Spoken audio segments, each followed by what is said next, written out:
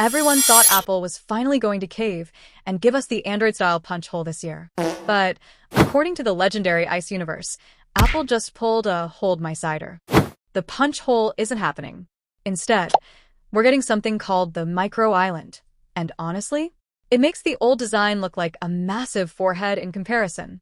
Here's the data that is officially resetting the 2026 hype cycle. Apple is shrinking the dynamic island by exactly 35%. We're going from that chunky 20mm cutout down to a razor-thin 13.49mm. It's tiny, it's sleek, and it's basically Apple's way of saying, we can do sensors better than anyone else. But how did they actually do it? Well, they finally perfected under-display infrared tech.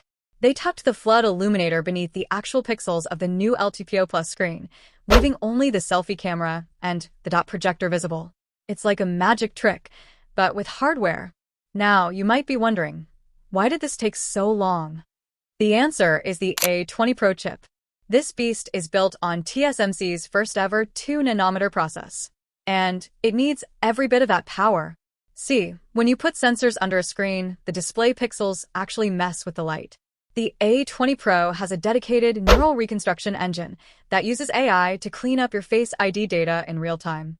If you tried this on an older chip, your phone would probably get hot enough to fry an egg just trying to recognize your face. This is the classic Apple move. They didn't want a good enough punch hole. They waited for the tech to make a perfect micro island. Of course, all this winning against physics comes with a catch. Between the 2nm wafers and those exclusive Samsung panels, production costs are through the roof. Translation?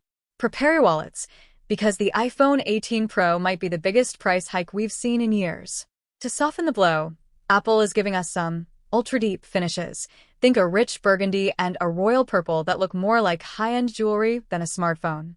It's all about that pro aesthetic, less clutter, more luxury. Ice Universe also dropped a massive hint that this shrunken island is the final step before the iPhone Fold arrives later this year.